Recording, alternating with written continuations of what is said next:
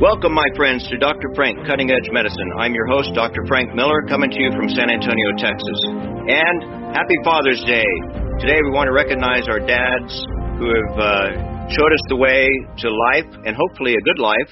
And I want to recognize my father, who was a physician, and his father, who was also a physician, and his father, who was a bartender down here at the San Antonio Riverwalk before it was a Riverwalk. So all of them devoted their lives to trying to help people with ailments, relieve pain and suffering, and that's what we're always trying to do. So without further ado, let's recognize another father. God our Father, on this Father's Day, thank you for our fathers, and thank you for another day and the opportunity to give you glory for the creation you have made, and for us being the crowning glory of that creation. Help us to always bring you honor by doing the right thing, and in healthcare, by first doing no harm, but secondly, to always be searching to unlock the mysteries of life, health, and wellness, so we may better serve your people. In your holy name we pray. Amen. Okay, so as you know, this Dr. Frank Cutting Edge Medicine show is brought to you by O3 Plus Texas, our health, wellness, and longevity clinic right here in San Antonio. The phone number is 210-558-7778. We're located at 12001 Network, right near the Texas Medical Center. The things that we do in this clinic, most of them are alternative, complementary, holistic type medicines brought to you from a functional medicine standpoint. Functional medicine is a little different from traditional medicine.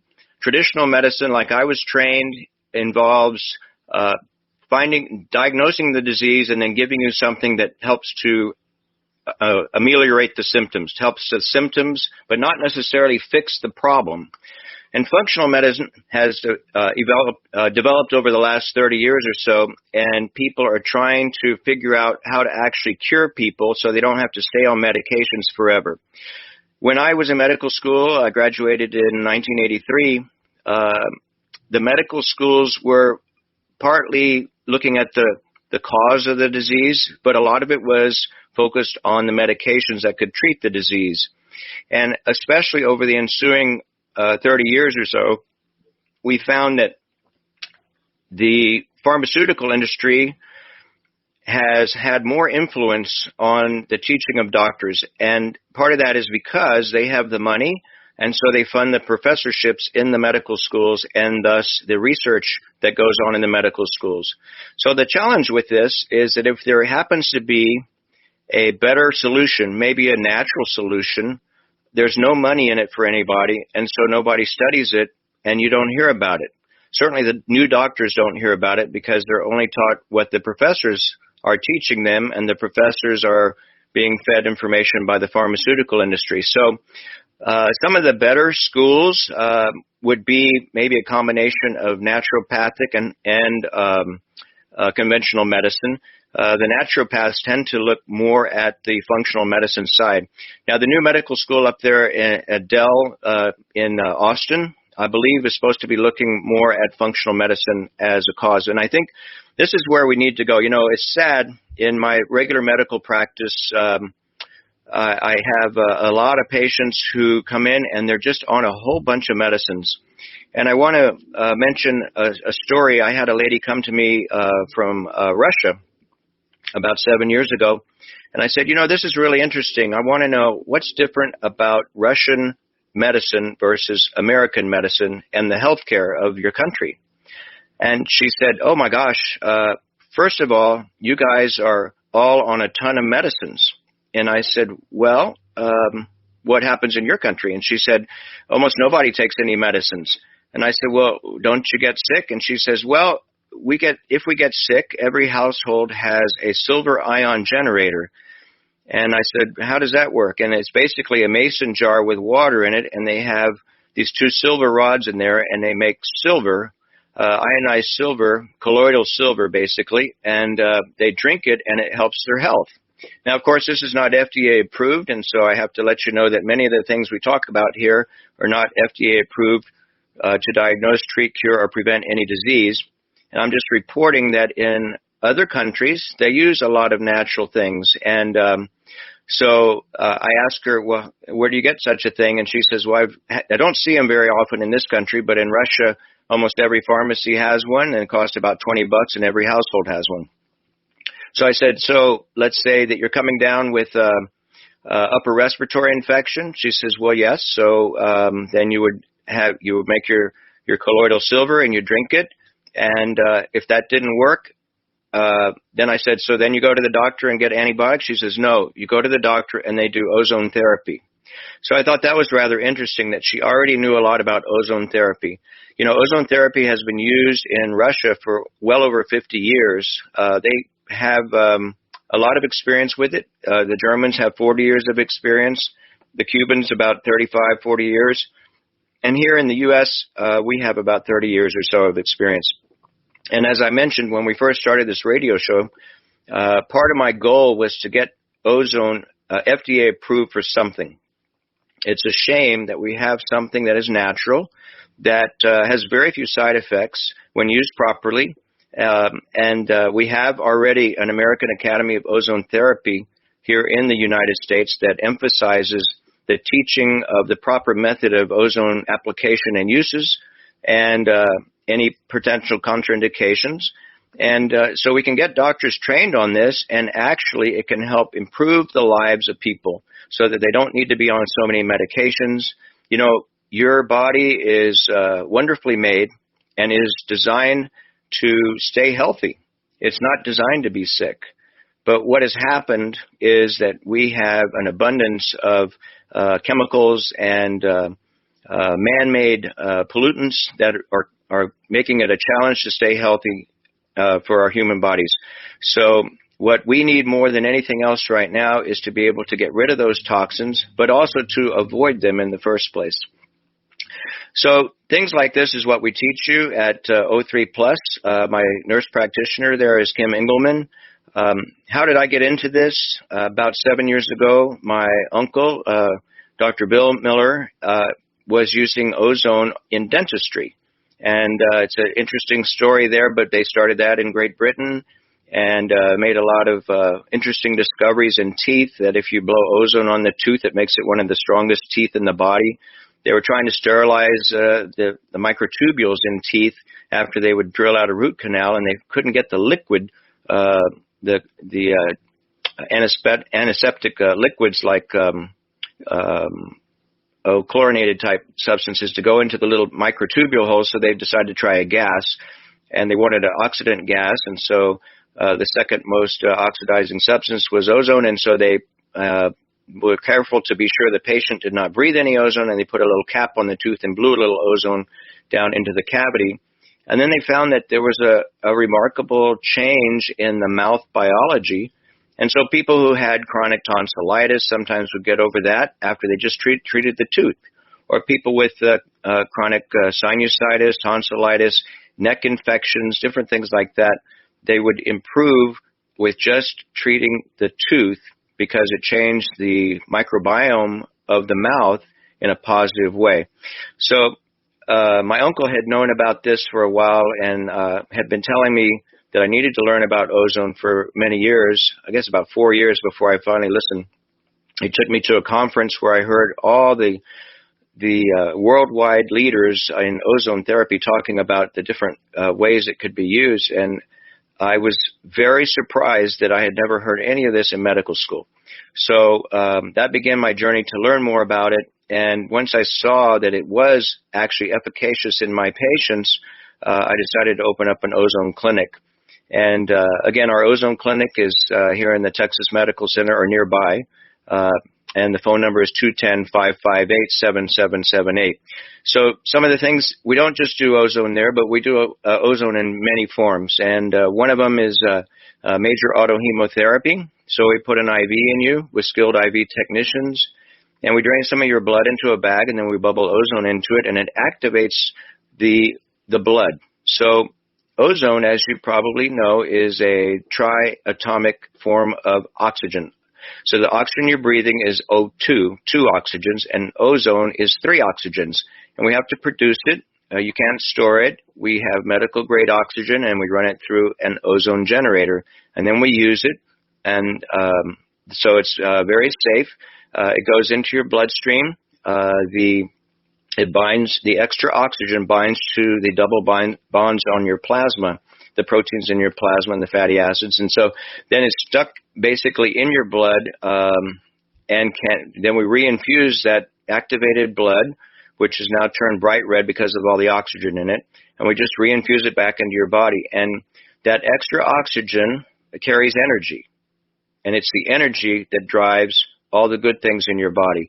You know, how do you normally get energy into your body? Well, you walk in the sun, you get radiant energy.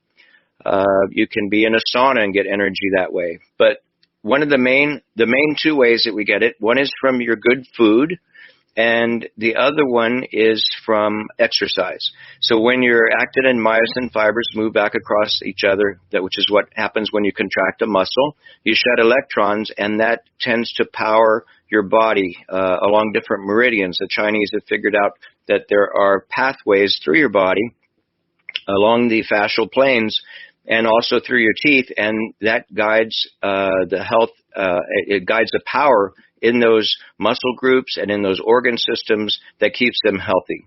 So the problem, of course, in our society is that people have things going on that suck the energy out of them.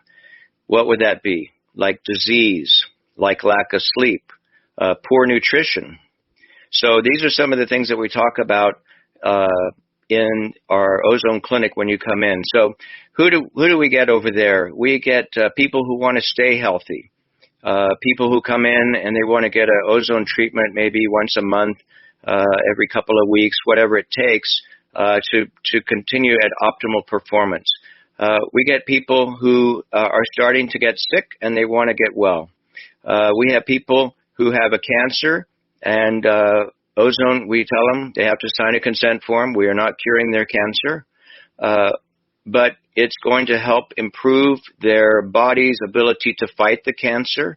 And actually, they have some studies in other countries that show that if you do ozone therapy before chemotherapy, these were from Cuba, by the way, the chemotherapy actually works better, and you have less toxicity from the chemotherapy, which is quite astounding. And you would think that we would be doing studies on that in this country, but because, again, that may take away from the profits of the pharmaceutical company, it hasn't ever really been done.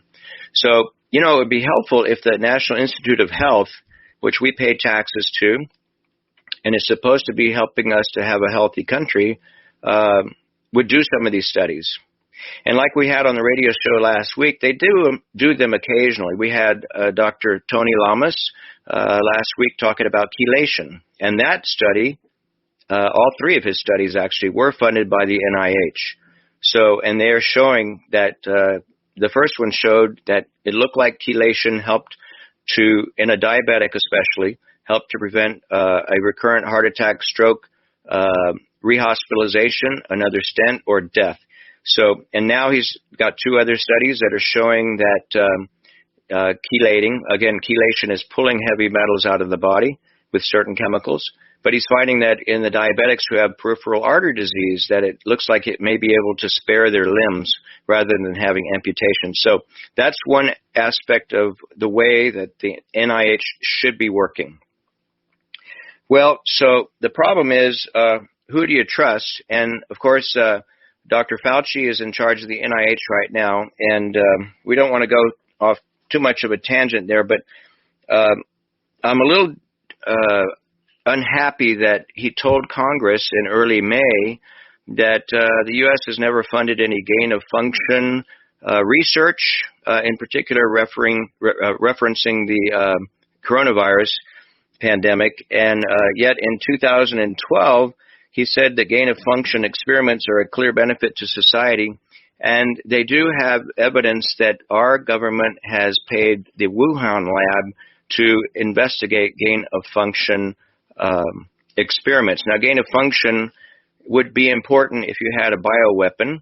It could make a viral weapon or a virus be more dangerous. It could replicate itself faster and different things like that.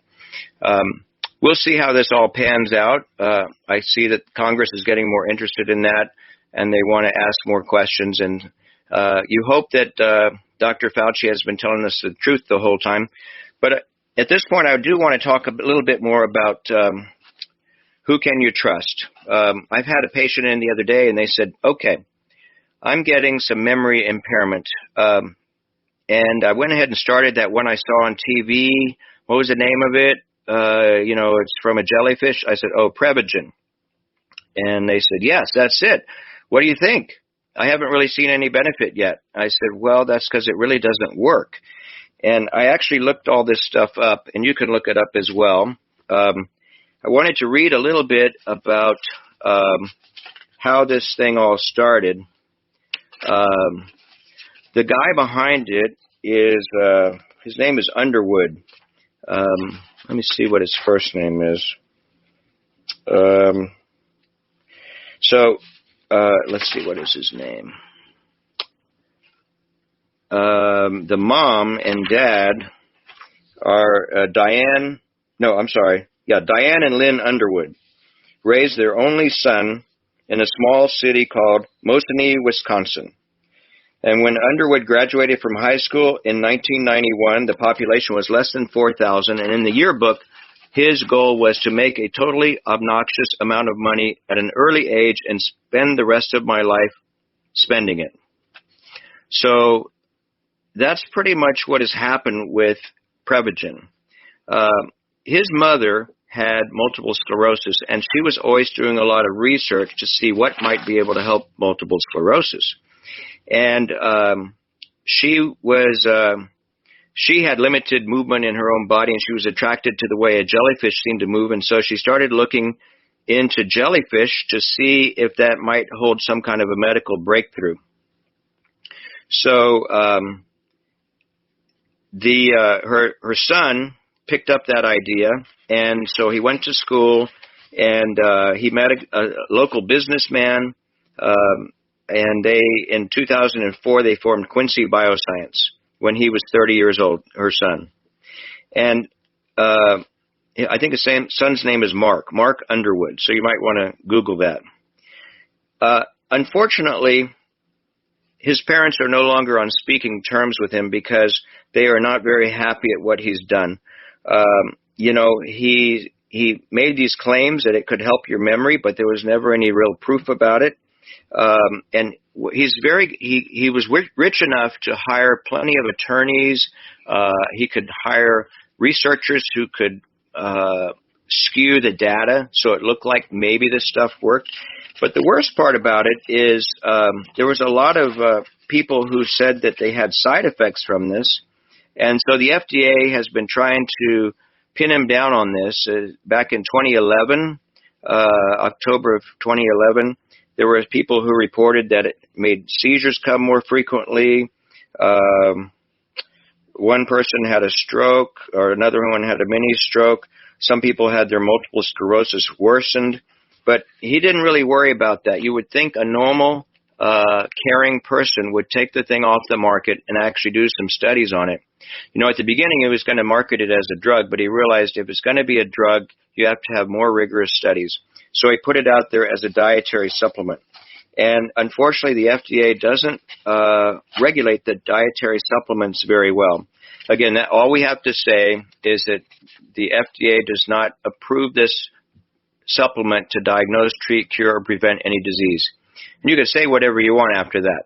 So that's pretty well how he got through it. And meanwhile, he's been making millions of dollars. It's been a top seller because everybody wants their brain to get better. So my upshot on that is, if it were up to me, I wouldn't use Prevagen because it's just kind of a waste of money. But if you want to try it, it's up to you.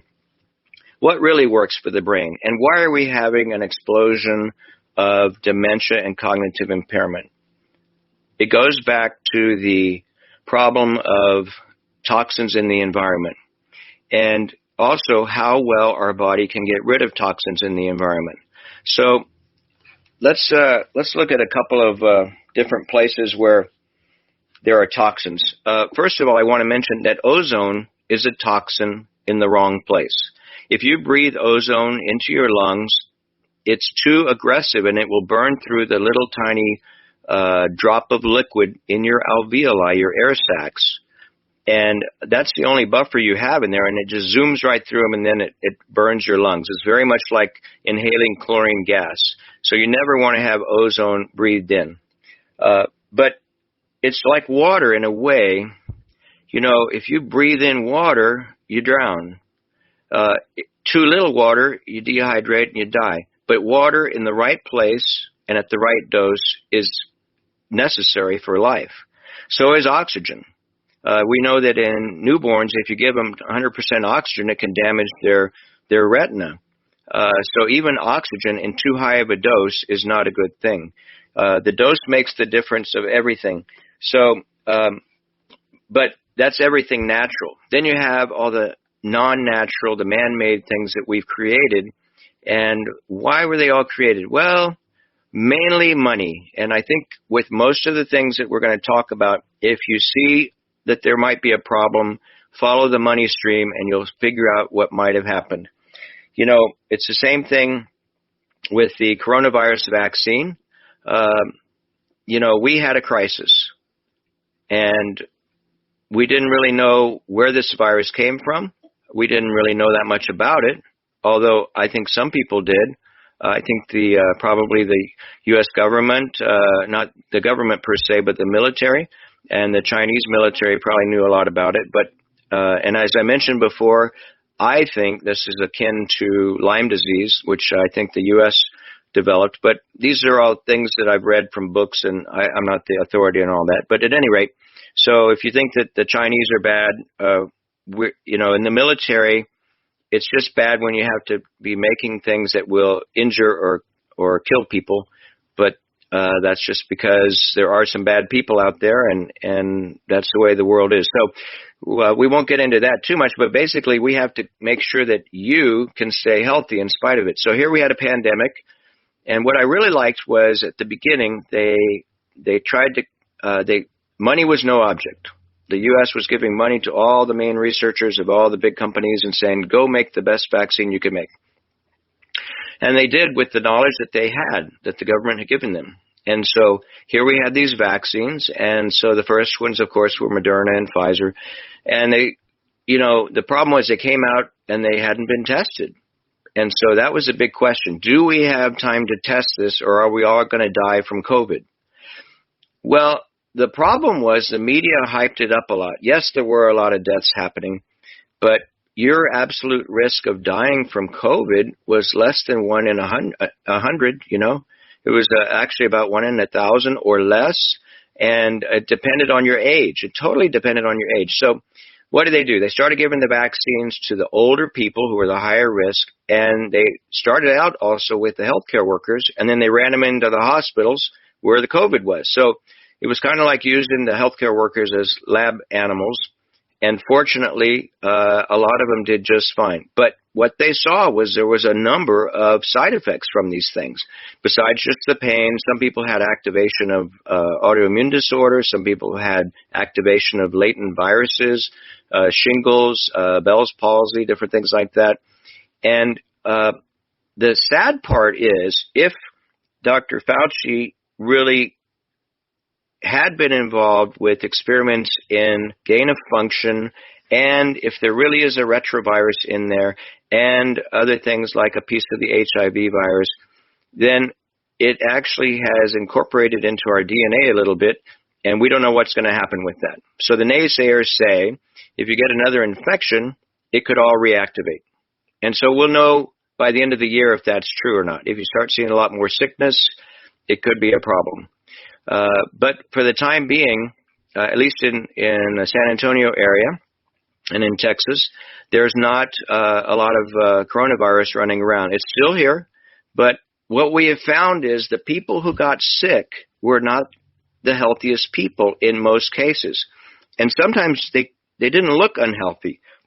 They might have just had a genetic variation that made them less healthy. And one of the main ones that I've been finding is the ability to detoxify. So let's go into that for just a moment. How do you get rid of any toxin, be it an infection or a virus or anything else. I mean, the viruses is more the immune system. We talked a little bit about that 2 weeks ago, about the Th1 and the Th2 system. You have basically two different types of immunity. You have a cellular immunity and an antibody type immunity. And, you know, the problem is the best response is if you have a natural killer cell go in there and kill the virus and you don't even know about it. The secondary defense is if you make an antibody, and then the antibody attaches to a part of the virus and kills it. But it does that by activation of a lot of cytokines, and those are chemical elements that cause more inflammation. And so the problem with the early pneumonias in the coronavirus pandemic was not that the virus was still in there, but the immune response from all these antibodies was going rampant. And so, yes, in general, with an infection, you want to, if you got an infection or you got the vaccine, you want to have some antibodies, but you don't want to have a whole bunch of them because that's what was causing the problem. Now you get to the problem of vaccine. Do we need a booster? And do children need vaccines and stuff like this? So let's look at the booster piece first. If you actually have the disease, you shouldn't need to have a booster, but we won't really have the data until we see what happens if there's another wave of this thing. And again, will there be another wave? They're trying to scare us and tell us that this Delta variant is coming back, and it may. But so again, the best thing that we can do is keep ourselves as healthy as possible, and then our risk again is relatively low from getting severely ill and dying if we keep ourselves in good health. So that's one piece. And then the other thing is who should worry? You know, who's at risk? So besides being the over 60 crowd, and it seemed to be like the 60 to 90-year-olds, because a lot of my 90-year-olds and above, they lived through stuff before, and they seem to be stronger than a lot of the younger people. And then, of course, you always wonder if the virus just is starting to disappear, because that's what happened in 1918, you know. In the 1918 pandemic, after a year and a half, they couldn't really find the coronavirus anymore. So, but this one may be different if it was created in a lab as a bioweapon. So again, we just don't have all the answers. But one area I really want to emphasize is with the children. And if what they have seen is that most children, if they get COVID-19, they don't seem to get sick enough to go in the hospital. Now, I saw a news report last week, and they said, oh, my gosh, there's more kids in the hospital with COVID-19 than ever before. Well, if you really look at the number, there was 400 in the entire United States. So, you know, it's not equally distributed, but, I mean, we got 50 states. That means there were, 4 in every state? So that doesn't sound that bad. It's bad if it's your kid, for sure. But my point is, what we should be doing is not being so scared of the vaccine. We ought to be scared of our poor health. That's the main message. So how can we get healthier? Again, the main risk for that virus is being older, but the secondary risk is being unhealthy. And obesity was a risk factor, because actually obesity is just a sign that things are not going well. Why? How do you get overweight? First of all, you eat the wrong stuff. So we were designed to eat regular food. And that's one of the best things you can do, is try to eat food that is real food. So what would that mean? It means it doesn't have a lot of names on there that you don't understand. If you have, if you're going to get a steak, well, what's the ingredient? Beef. That's easy. As compared to a hot dog, read all the different things that are in a hot dog. They got preservatives and different things like that. And sometimes the preservatives can impair your body's immune system. So we just don't know all the things that are in some of the products that are packaged. So if you can stay around the perimeter of your grocery store, that's where all the natural stuff is. You know, like dairy and butter and the cheeses and the meats, and especially concentrate on your vegetables and fruits. Some fruit, but mostly vegetables. And I think it's kind of a shame that a lot of families don't seem to know how to cook vegetables in a good way. I mentioned before on a previous show, I think it ought to be a requirement for graduation from high school that kids take a culinary arts class and learn how to cook at least a couple of good vegetables that are in the cruciferous family. So cruciferous vegetables, you probably know, is like cauliflower, broccoli, asparagus, kale, things like that. And why are they so important? They have a sulfur group in them, and those sulfur-containing vegetables go into the process of through a homocysteine and then into cysteine and then into glutathione. So glutathione is a 3-amino acid detoxifying. It's your body's main detoxifying substance made in the liver, and that's what helps you to live in this polluted environment that we have created. You can't just say, I'm going to live as well as my grandparents did, because they didn't have all these things that we have to deal with. They didn't have Roundup. They didn't have insecticides, 2,4-D, all the other things. If you actually look on the package label of all the different things that these chemicals can cause, and they're around us all the time. I mean, let's think about your daily routine. Did you put on any sunscreen? Did you happen to notice if any of the sunscreens are maybe endocrine disruptors where they change your body's hormones? You almost have to look at every ingredient on those things. I mean, zinc oxide is one of the safest ones because it's not really absorbed. But, I mean, some of the other ones can be a problem. So that's one start, just sunscreen. How about it? Bug spray. If you put DEET on, DEET, that one can cause neurological problems in kids. So we mentioned that picaridin products, which are made from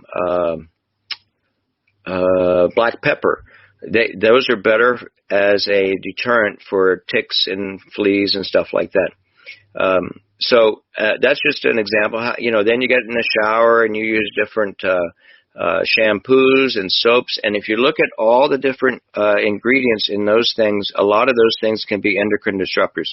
So let's back off a second. Suppose you use all those things and you feel healthy.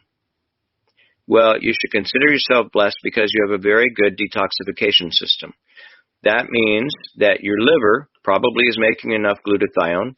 You're probably able to dump it out into your bile, into your bowels, and you probably have regular bowel excretion, and probably your kidneys are doing well and doing a good job of excreting things there.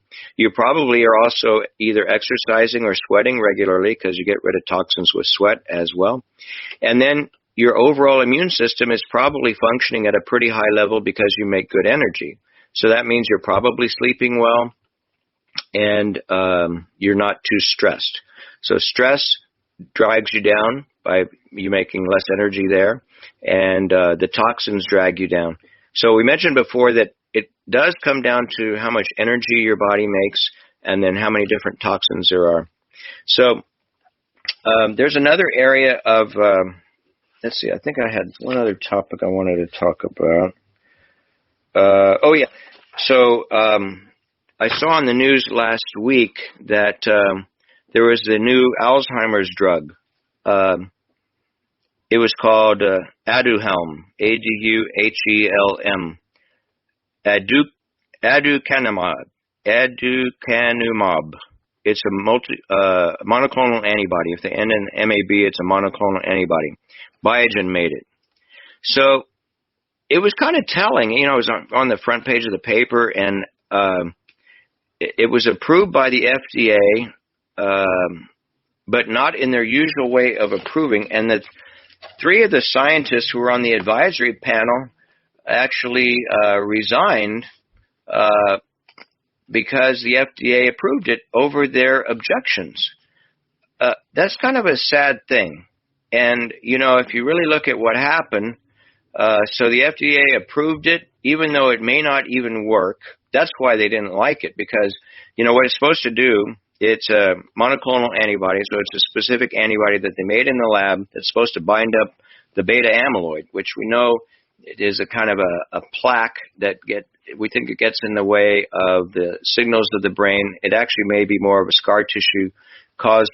And what we ought to be figuring out is why you had the scar tissue in the first place, and we're moving in on that one. But at any rate, so here they have something that binds up the beta amyloid, but it didn't really seem to help with anybody's cognition. And yet, the FDA approved it, and it was going to cost $56,000 a year. So, you know, what else, where's the smoking gun? Well, the drug maker Biogen, their stock surged 38%, making it $17 billion richer in one day. So you just kind of wonder, did any of those people on the in the FDA maybe have stock in Biogen? You know, it's just kind of a little bit unusual. And that's why the three scientists resigned from the advisory panel. So, you know, there are still good people out there. Those scientists, you know, they weren't going to be a part of that. And there are plenty of good people. So I know it sounds bad that maybe all of government is dishonest, but there are good people out there, and I think that's what we got to hang our hats on. By the same token, you know, if I wanted to mention another story that I saw this last week, and this one I've been kind of following for a while, and this gets us into the whole idea of vaccines. So, you know, when I was in school, when I was a kid, I think we had maybe 12 vaccines, and they were still kind of coming out with them. And, you know, we know that it looks like some vaccines have made a difference, although there's always two sides to every story. But, for example, everyone always brings up polio. Now, some people think that the reason that the U.S. has less polio now is because we have better sanitation. The farmers aren't bathing in the tank ponds and stuff like that. But be that as it may, the polio vaccination is what everybody always points to and saying, hey, this was a good thing. Well, there's some other childhood vaccines that seem to have made a difference. One was the Haemophilus influenza type B. So the kids used to, when I was in medical school, we used to always have to screen for that, and it could cause a bad infection of their upper respiratory tract and could sometimes get into the brain and cause a meningitis. And the Hib vaccine does seem to be effective at preventing that, and we almost never see that anymore. So that's an example of one that probably worked. But there's a lot of what happened was there were some vaccines that probably were not as safe, and one of them in particular was a measles, mumps, and rubella vaccine. Why was that less safe? Well, because it's 3 live vaccines given to a young child. So why would we want to put 3 in one? Well, because you only get one shot, and you're having to hold down a screaming child. So it would make some sense. But as they started watching what happened with the MMR shots, some people were having trouble with it. And again, why did most kids not have a problem with it? It could be because of that MTHFR genotype. It could be something else, more toxins in the environment. Perhaps they use a lot of insecticides in their house. Perhaps they're not eating fruits and vegetables. Perhaps they're eating all the wrong foods and their whole body cannot detoxify well. So there's a lot of factors there. But I want to tell you the story about Andrew Wakefield, who you may have heard about before. So he's a pediatric gastroenterologist in England, and in 1998, he noticed and published in The Lancet that a higher number than usual of his kids who had autoimmune intestinal problems had a measles, mumps, and rubella shot previously. And it looked like there might be an association, but he wasn't sure. And so what he actually put in the article was, this deserves further study. Now, at the time, I believe it was GlaxoSmithKline who was making that particular vaccine in Great Britain. And you can draw your own conclusions, but he had a tremendous backlash. And they said, no, you know, that first of all, in the press, they said he directly said that vaccine was causing autism. I'm sorry, that it was causing this gastrointestinal problem. And he said, no, I didn't say that. I said it deserved more study, but it didn't matter. And they didn't like the fact that there was negative press, is what it looked like. And so they made the Lancet retract his article, even though it was just a request for more study. And then there was also other people who were saying, yeah, we've seen some other problems potentially with MMR. Maybe it needs more study. And so they decided to totally get rid of this guy, and they revoked his medical license. So, that's the danger if you stick your neck out, and you challenge the norm. But, let's think about it from improvement of society. If all we ever do is the standard of care, how will we ever improve? The standard of care means you keep doing the same thing over and over and over again because that's what is supposed to work. Well, what if you find a new idea? That's not standard of care. And it used to be that was accepted, and people said, hey, this is great, you got a new idea. But what has happened now is if you have something that is not standard of care, it will be, you better look out because people may come to get you and silence you. So this happened for Dr. Wakefield, and so since he couldn't be a doctor anymore, he decided to make some movies. And so there's 2 movies that you might want to watch and learn more about this. And I met the guy. He's a very honest pediatrician. All he wanted to do was help the health of these children, and his career was totally demolished. But now he's a movie maker. He made a movie called Vaxxed, V-A-X-X-E-D, which kind of tells the story of how profits in the pharmaceutical world, especially in the vaccine world, are getting in the way of good science and maybe harming our children. And then the more recent movie he had was called The Act, 1986. So what does that mean? The Act in 1986 was actually signed into law. The pharmaceutical industry saw they were getting more lawsuits, potentially of vaccine injury. And so the pharmaceutical makers, there's 4 main ones, they got together and told Congress, we're not going to make any more vaccines. And they said, what? We need vaccines. And they said, well, we're not going to handle the liability. This is getting too expensive. So at that point, the government decided they would free up the vaccine makers of any liability for the vaccines they made, and the government would pay for any damages from vaccines. So now we have the VAERS, the Vaccine Adverse Event Reporting System. And so if you have a shot and you get a reaction to it, and then, if it's severe or even if it's not, you're supposed to report it to this VAERS system. And if you think you got damage, you can't sue the company who made the vaccine. You can request money from the government. And if you actually look, they paid out billions of dollars. So if people say all vaccines are safe, that is absolutely not true. They may be okay for some people. But again, my point is we need to figure out which people should not be getting vaccines because they have a deficient immunity or ability to detoxify. And nobody's really focused on that. But anyway, so that's what Dr. Wakefield had done. And, he influenced another guy. This guy is a pediatrician over in Portland, Oregon by the name of Paul Thomas. And Dr. Thomas, when he was in medical school, he's a couple years older than me, he didn't see hardly any autism at all. And once this act was passed in 1986, we started having more and more and more vaccines that were put out and then put onto the recommended vaccine schedule. So once you're on the recommended schedule, then the school started to adopt this thing, and they said, you need to have these before you go to school.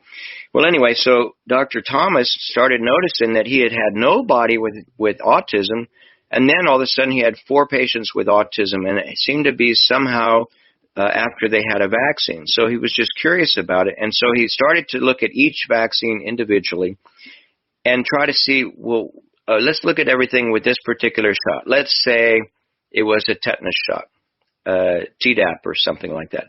So he looked at the disease. When does it happen in most people? How dangerous is it?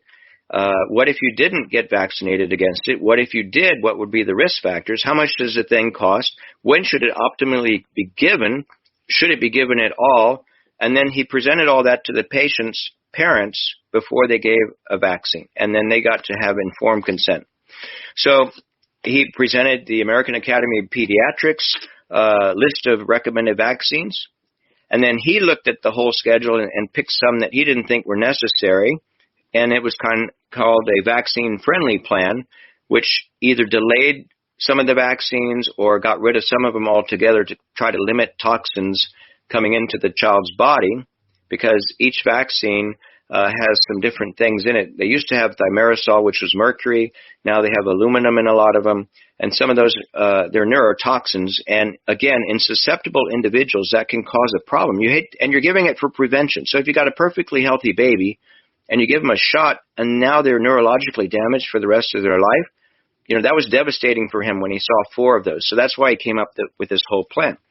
And then, of course, you have some of the parents, they saw all this and they said, well, we don't think we want to give them any vaccines. And he says, hey, it's informed consent. You do whatever you want.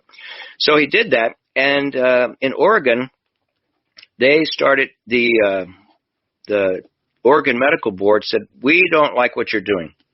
You're anti-vax. He says, no, I'm not. I'm giving informed consent.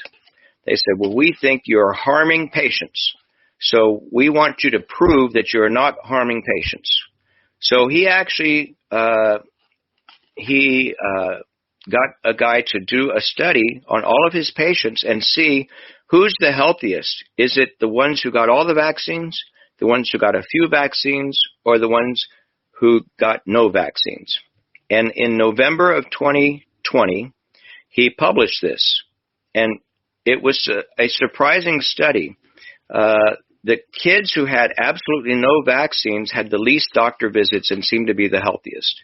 The ones who had the medium doses of vaccines had the next healthiest, and the ones who had the full complement of recommended vaccines were the sickest, with autoimmune disorders and colds and all kinds of things. So he published that, which is what the Oregon Medical Board wanted him to do. What was their response? They suspended his license.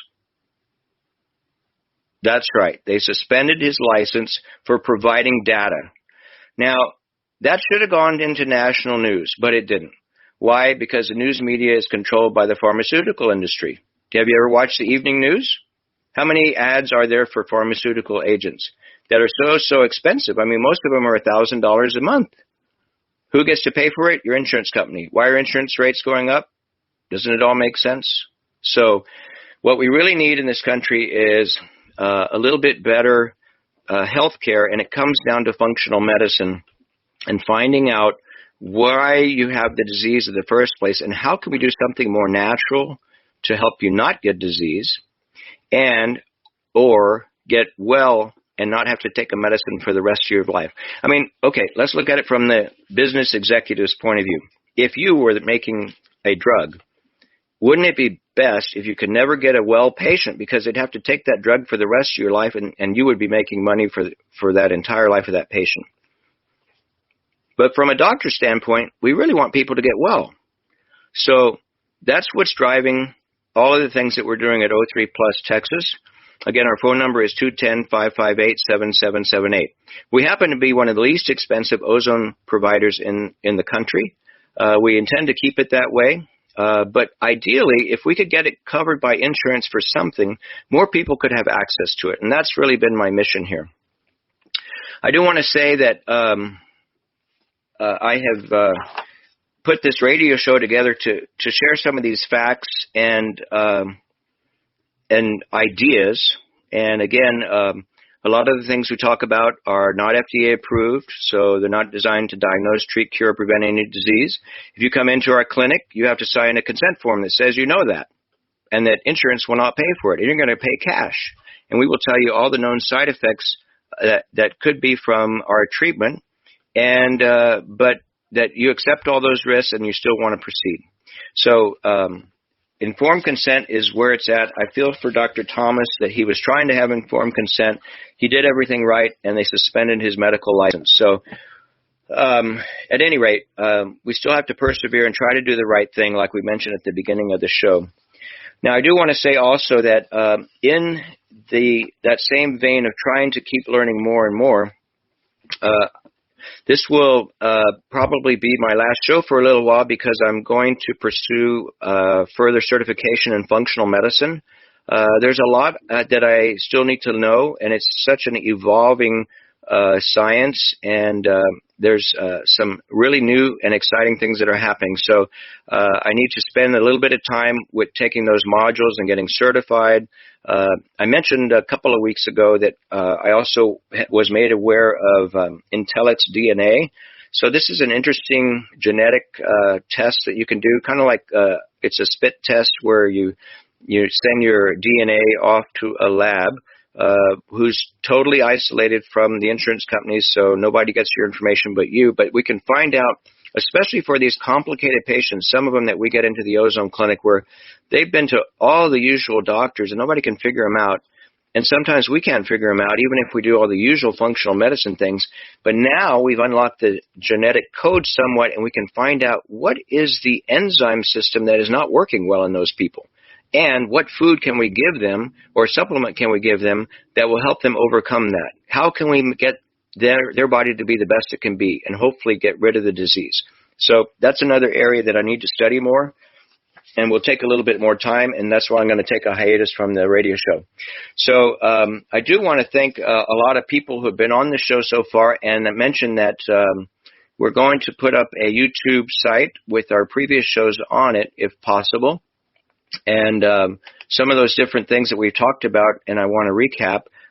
One was the importance of intermittent fasting. You really need to fast, periodically. Hopefully, a window of fasting overnight. Don't eat within 3 hours of bedtime.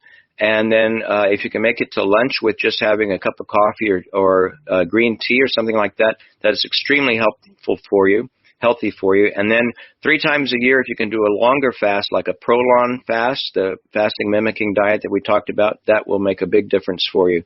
We talked about the benefits of olive oil. We talked about the Texas Hill Country Olive Company, and that they make a very good olive oil that has it's completely organic, and so we have these local sources of good olive oil. We've talked about the benefits of chelation with Dr. Lamas before, and we do that at our clinic.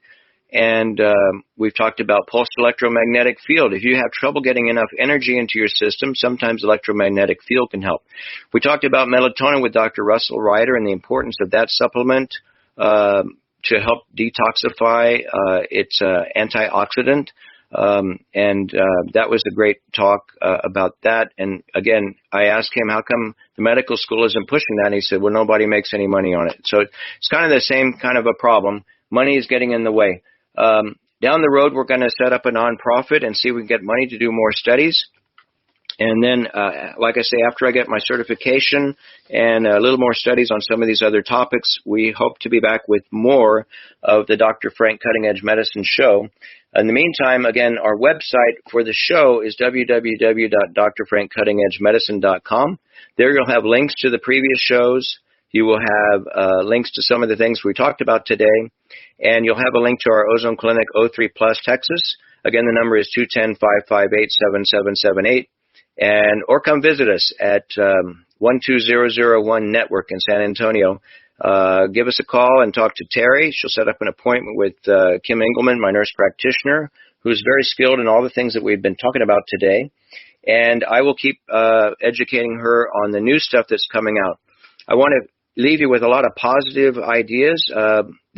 Next month, there's going to be presented at the International Alzheimer's meeting, I believe it's in California, a new thing called plasmalogens, and they're seeing some reversal in Alzheimer's and Parkinson's patients, and even autism with that natural substance that your body makes, but it doesn't make it very well after age 70, and it doesn't make it very good in autistic patients. Also, autistic patients don't make much glutathione. So we can give you extra glutathione in our clinic. We can do a lot of different things to help your health. So more than anything, I wish you the best of health and wellness and longevity. Anytime we can help you, we will not be your physician, but we will help your physician to achieve the best health possible for you. So the other last thing I want to leave you with, besides wishing all the fathers a happy Father's Day again, is the importance of your spiritual health. You are more than a body. You are a spirit. You're energy. You can call it whatever you want.